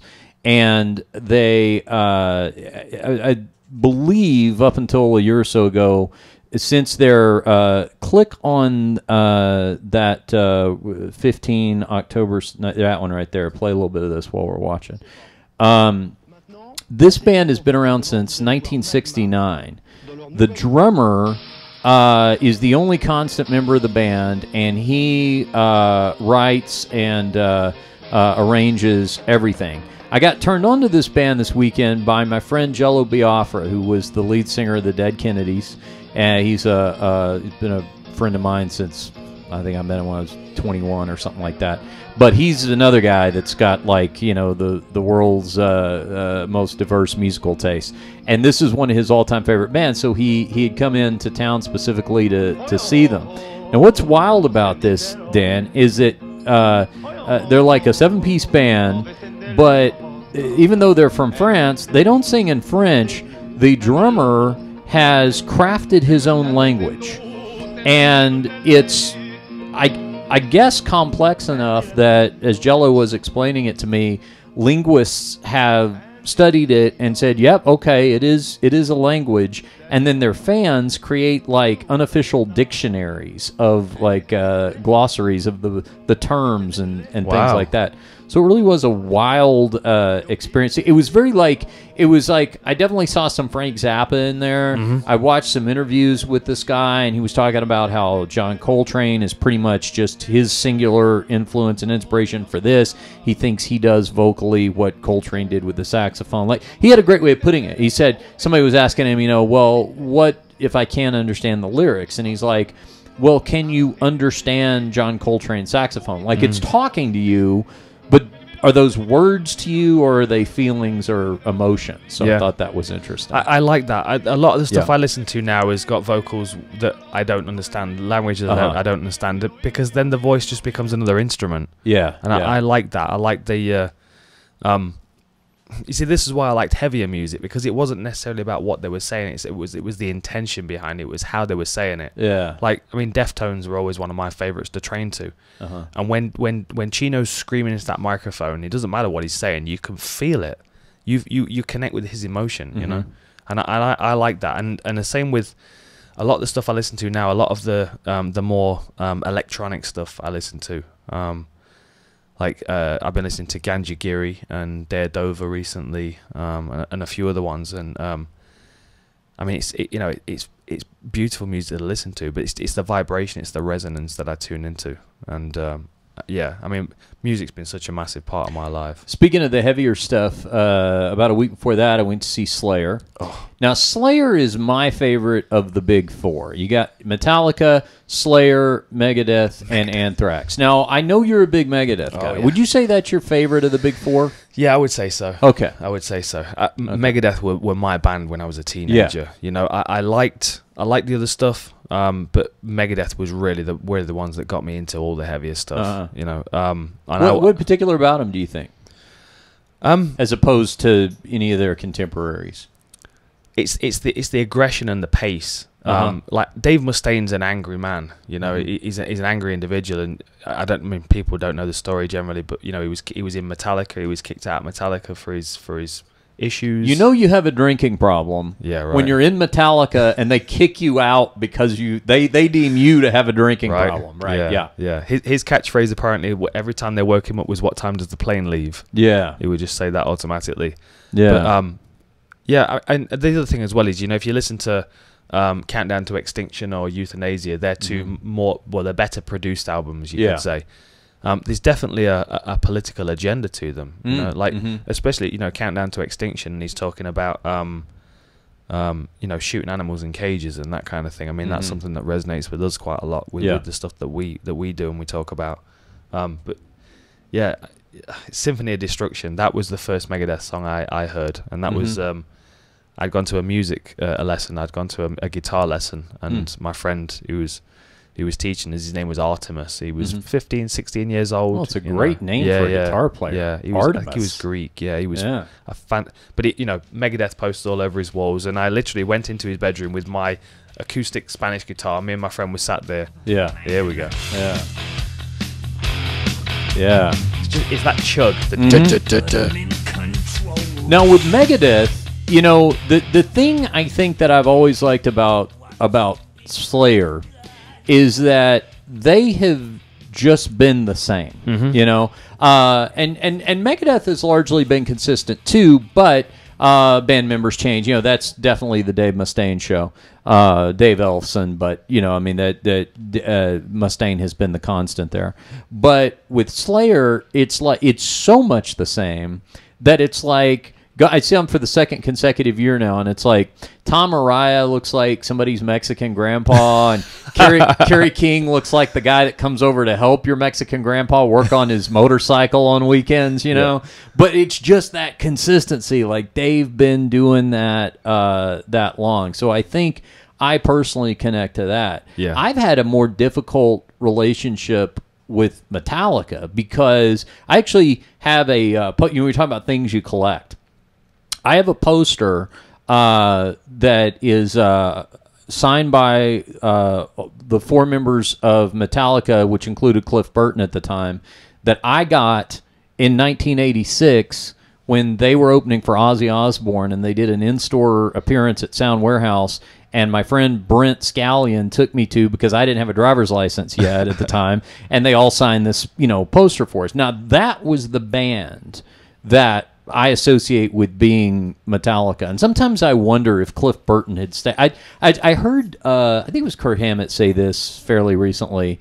He said something that I'd actually always kind of wondered all along, was that he said something like, he thinks if Cliff Burton had lived, that he would have kept them from doing some of the things that they had done, like making some of the choices that they did, that he was kind of the purist and stuff. I mean, I don't know how big of a Metallica fan you were, but I found that journey the most difficult with any, and maybe it's because of they were by far the most commercially successful one, but, there were times where it's like, what are we doing here? I liked Metallica. When I was in high school, when I was 13 and 14, Master of Puppets, Ride the Lightning. Yes, same time. Great albums. Yep. The only thing I really struggle with Metallica is that Lars Ulrich's such an insufferable bastard. Yeah. That's really my only issue with them. I like Metallica, but Megadeth kept it real. There's a Live in Buenos Aires is one of their live DVDs, and what's beautiful about that is that there's footage on there of Dave Mustaine going out into a park and sitting down with an acoustic guitar and playing an open set for just whoever wanted to listen. Mm-hmm. Like, Metallica don't give away anything. Like, you know what I mean? Yeah, right. Didn't Lars Ulrich sue that kid for like 18? Oh yeah, the Napster deal, right? Like, that's not rock and roll. Yeah, that's not cool at all. That was definitely a miscalculation. By the way, I don't know if you know that Megadeth does this. I just realized it. I was just looking around on their website and stuff like that a few months ago. Apparently, they have this like boot camp thing they do, where you can. I don't know if they've just done it once or if it's an annual event, but you can. You go to Dave Mustaine's ranch, you stay in a tent on his property, they do like a campfire sing-along and Q&A and all this kind of stuff, but it's like they have these like nice tents set up that you stay in. Right. And then it's like, I guess it's like Megadeth Fantasy Camp or something like that. Airbnb. But exactly. Yeah. But you do all this on his actual property. That looked like a lot of fun to me. Interesting. So I saw that show. I also saw the second ever show of Dead Cross, which is, if you've heard about this is Dave Lombardo, original drummer from Slayer, and Mike Patton from Faith No More, Mr. Bungle, Fantomas. So he's fronting this band called Dead Cross, and it was actually brand new. It's the second show that they ever played, and it was here a couple of weeks ago. And they had an opening act called Secret Chiefs 3 that I had never heard before as well. Were really good. Yeah, Mike Patton's an interesting one. Yeah, there's not a lot of Dead Cross out there just yet, but probably click on like I don't know. There's put in Dead Cross Live, like maybe something will come up live with Mike Patton. Yeah. But Mike Patton's great. Yeah, really good. Last Cup of Sorrow was one of my favorite songs that they did with Faith No More. Yeah, he's one of those guys that if you look at all of his incarnations, I mean, of course, everybody's going to know him from Faith No More. Mr. Bungle was amazing. That's what I was going to look up. Las Vegas. Put in live Las Vegas. See if something will come up from the show that I saw. But and then Fantomas. Have you heard much of them? No. That's another Mike Patton thing. But he's one of those guys. Yeah, top. He's one of those guys that I think it's like he's got way more music than one band can really express, or even one genre can really express. Yeah. So this is kind of more just like a classic hardcore band, I guess is the way that I would describe it. But yeah, there's Mike Patton. That show was at Brooklyn Bowl here. That sounds good. That I saw. Yeah. Were you ever a Misfits fan? No, not really. Yeah. No, not really. No, Danzig. I enjoyed Danzig. Yeah. But no, not really Misfits. No. Yeah. I was more of a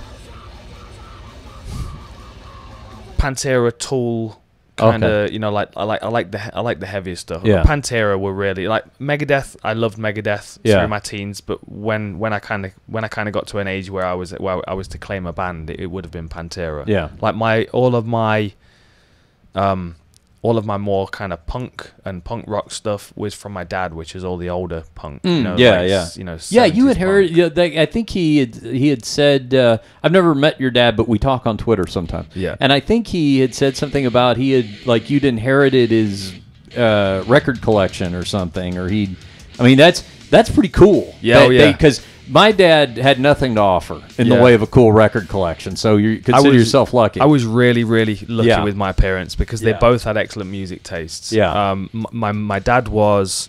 I actually went to see Fleetwood Mac with my mum fairly recently. That was the band I went to see. So my dad was anything ska or punk. So the Specials, the Sex Pistols, the Clash. Yeah. You know, all of that kind of stuff. My mum was Fleetwood Mac, Dire Straits, Blondie. Oh, you know. Okay. So I had a very cool but different. Exactly. Diverse. Quite diverse, and because I had access to all of that music when I was so young, and my mum listened to music all the time. Yeah. I remember sitting in the back of my dad's car in my child seat listening to Sex Pistols. You know, so there was just that Madness, one of my favorite bands of all time. Love Madness. Yeah. I actually saw Clutch recently as well. That comes to mind. Yeah. Clutch, what an amazing band live they are. You know, you mentioned identifying with Pantera. So, you know, these guys are from my hometown of Fort Worth, Arlington, Texas. And I knew the Abbott brothers from back then. And now Vinnie Paul has moved to Las Vegas. And so this is another thing that sucks about the fact that you left just as I got over here. Because during the summers, anytime he is home on a Sunday, he throws a pool party.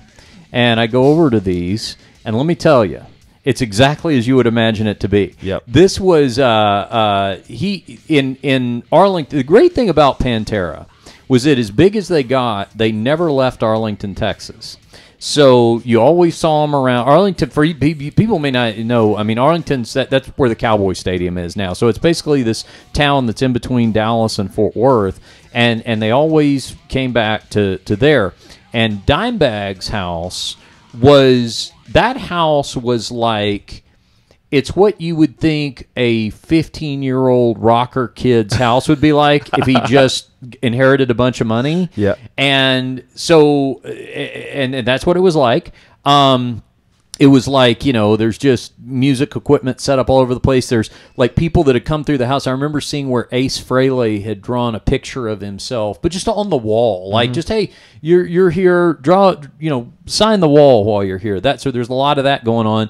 And Vinnie Paul, with his Vegas house, has really picked up that tradition. So it's like it's a fun ranch house, but it's just like a party house, and it's like there's drums and cymbals stuck all over the walls, and Christmas lights up year round, and all kinds of crazy stuff. And he's got this insane pool. He was telling me the one thing that he sort of added in terms of a upgrade on or whatever is this pool that's got like this waterfall that you can sit under. But at the top of if you climb up the little mountain of the waterfall or whatever, there's a hot tub on the top of that.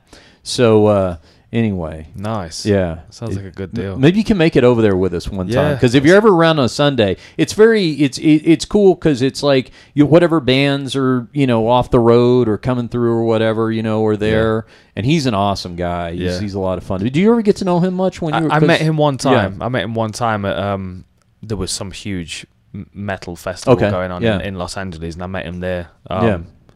Fascinating guy, but. See, Phil Anselmo for me was always I mean, Dimebag, amazing, rest in peace, you know, absolutely amazing. But I gravitated towards Phil Anselmo because the emotion that he expressed in his music, I felt. Yeah, you know, as a teenager, the anger when he was screaming, I connected with that so much. So a lot of the other bands that like the big four that you talk about.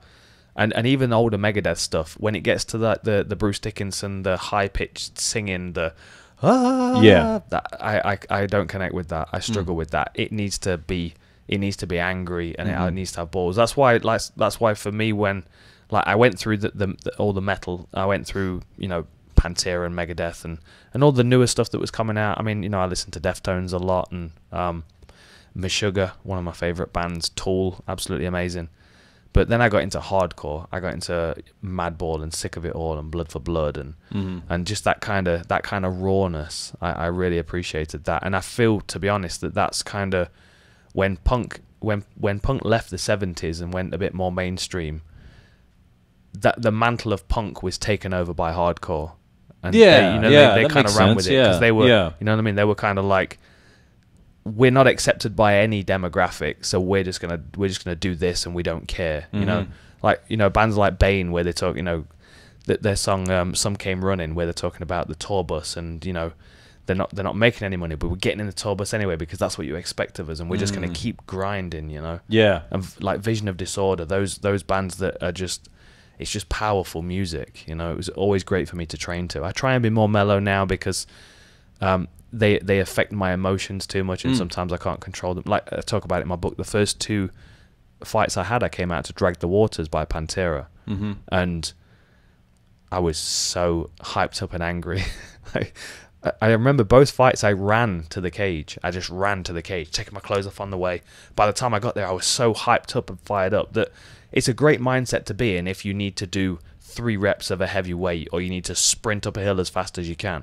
But if you have to manage your energy systems and deal with the uncertainty of another person, you can't be in that space. So then I started switching it around, and I would come out to like Martha and the Vandellas, Nowhere to Run. That was one of my favorite ones. I was going to say, there's a reason why those songs don't last 25 minutes, like a fight could. Can't keep that up. Can't keep that up. Exactly. Any good hardcore band, any good hardcore album is about 25 minutes long. Well, last one, and this is a total departure from anything we've been talking about, but our listeners will know I've been obsessing over this guy for the last year. Ever heard of Jason Isbell? No. Jason Isbell, did you just audibly sigh? That wasn't you, was it, Travis? Okay. Maybe it's just because I'm so used to people doing this now. When I try to preach Jason Isbell, they're like... I told you turned me on to him. Yeah. So Travis... We got Travis from Cowboy Cerrone. Right. He was a referral. He was a Cowboy referral. He was with Cowboy the other day. Yeah, and he's a great fit for us. And so Cowboy and I have a lot of similar tastes in music because we like the old country stuff. But Jason is a new guy. Yeah, that's him on Austin City Limits. You can roll that. He was in a band called Drive By Truckers. I don't know if you ever heard of them. And but his solo stuff, and this is a guy who's having a lot of not commercial success in terms of radio airplay, but he's winning Grammys and stuff like that. But he's what you would consider alternative country. For me, he's like if Neil Young merged with Merle Haggard, like that kind of Neil Young songwriter. And this is a songwriter. Like if to appreciate this guy, it's all about his lyrical ability. But I got turned on to him because I had read a quote where Bruce Springsteen said he was the greatest lyricist of our generation, and I thought, well, that's a heavy compliment. Wow. And I started to check this out, and it's serious. This guy's like 36 years old, and he's like at the top of his game. So this isn't anything to train to, but if you like that old country sound that's kind of gone, and then you also know what Neil Young's abilities were. Oh, Neil Young. Yeah, listen to a little bit of this.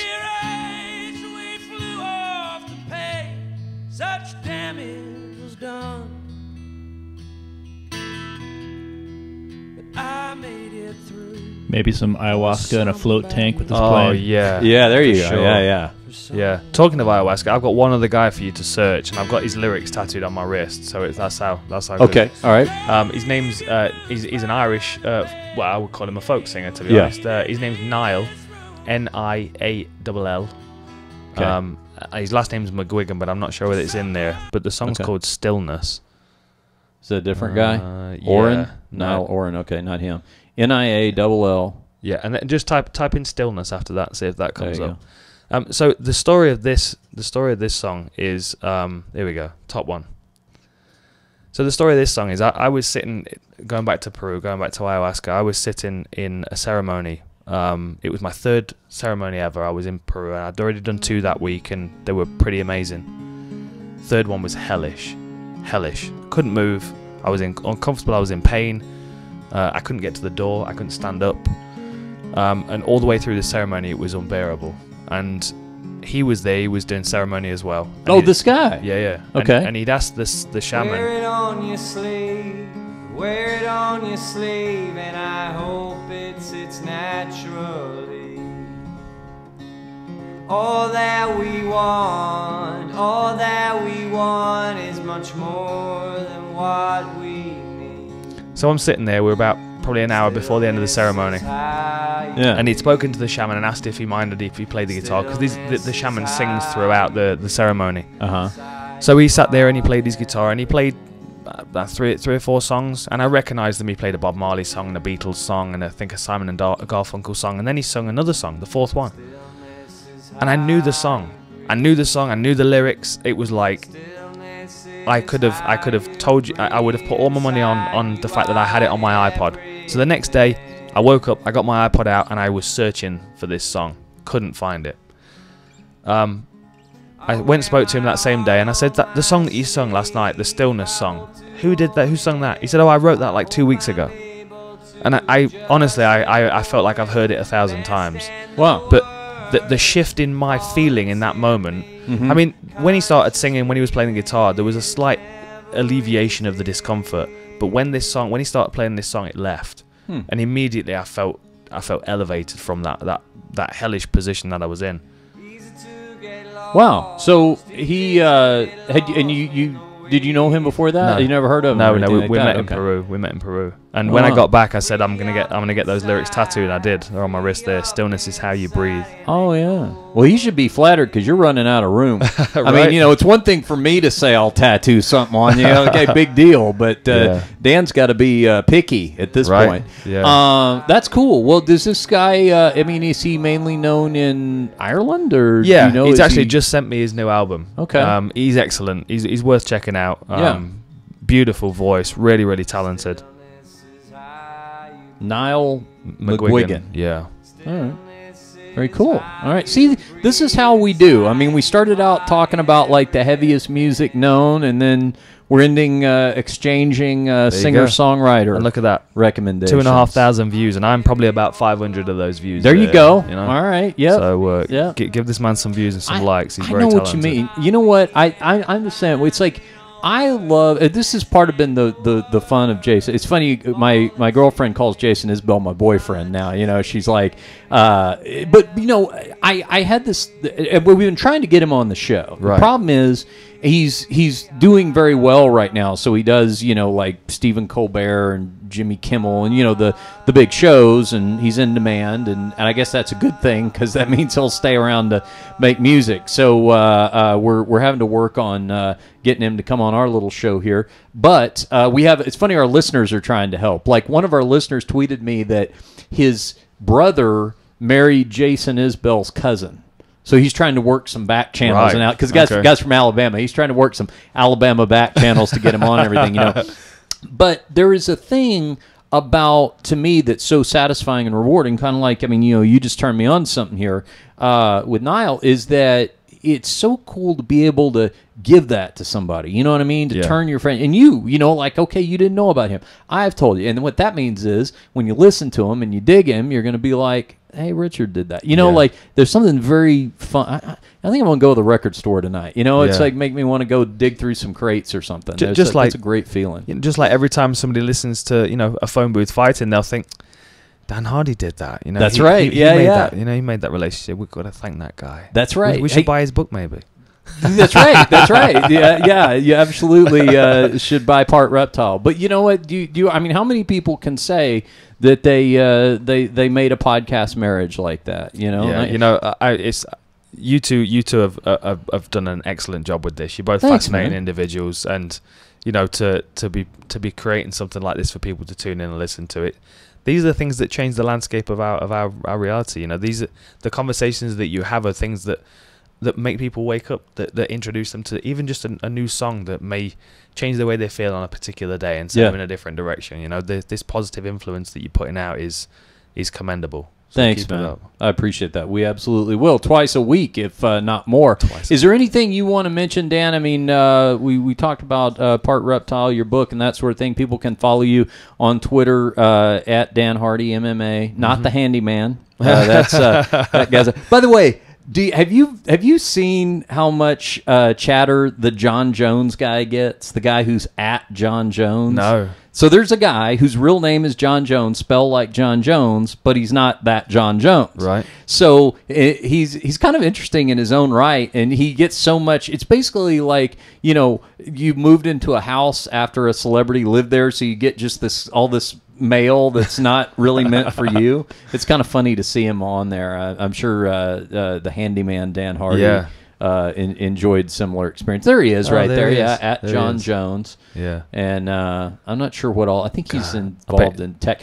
You know what? He had a great tweet. I don't know if it's going to come up here or not, but when John failed his drug test the other day, Bones Jones, this guy at John Jones put up a tweet, and what he was showing. Go back up to the top there, Travis. I'll know it if I see it. It's like go back down. It's like a graph. Just keep going.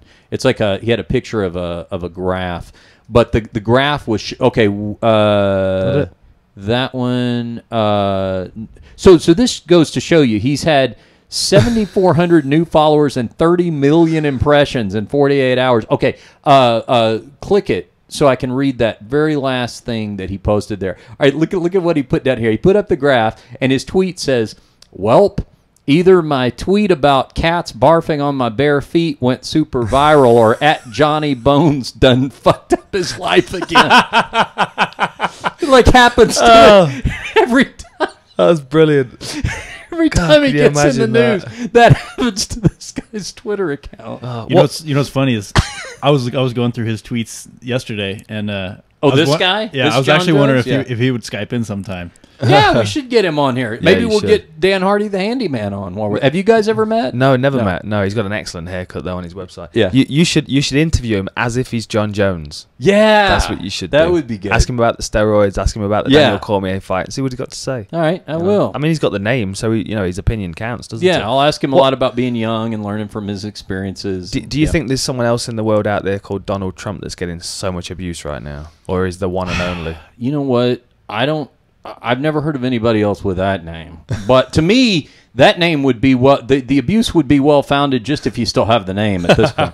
But did you know this? Do you remember?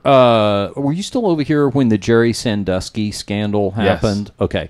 Do you know that there is another guy named Jerry Sandusky who did color commentary for the Baltimore Ravens football team? Oh. And it was like, I heard that. I mean, what are the odds, right? But I was thinking about, I would be the kind of friend that we were just talking about turning people on to bands earlier. I would be hoping that I was going to be the first friend to notify you of this horrible news. I would be calling you hoping that nobody had gotten to you ahead of me, to see if you had heard about what had happened at Penn State. Yeah. Can you imagine? Yeah. So anything else we should mention? Twitter? I mean, anything else you want to let people know about? That you check out? No, I don't think so. Well, make sure you tune into the fight this weekend because it's going to be absolutely wild. Next weekend's the Rotterdam card. We've got Stefan Struve, Alexander Volkov as the main event. That's going to be you and John Gooden doing that one. Yeah. Battle of the Giants. That's 6'7" against 7 foot tall. Yeah, it's going to be something out of Game of Thrones. That is. Yeah.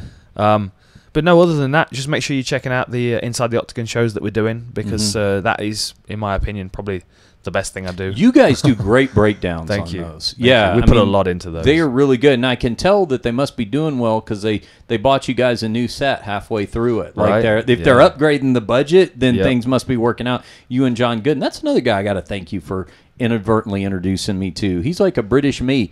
Like we've hung out because he's a vegan and animal lover, and we enjoyed some vegan cuisine together and stuff like that. He's an awesome dude. You guys do a great job working together. Yeah, John's excellent. Dan, it's been awesome, and I really appreciate you doing this because I know you were super busy and you're worn out and everything, and it was a commitment to get up here to stately Mirror Manor to get through the big golden gates and all that sort of thing. And plus you had to drive over here. I didn't tell you this, Travis. I was following Dan up here, and he's driving on the wrong side of the road. People are just flying out of the way left and right.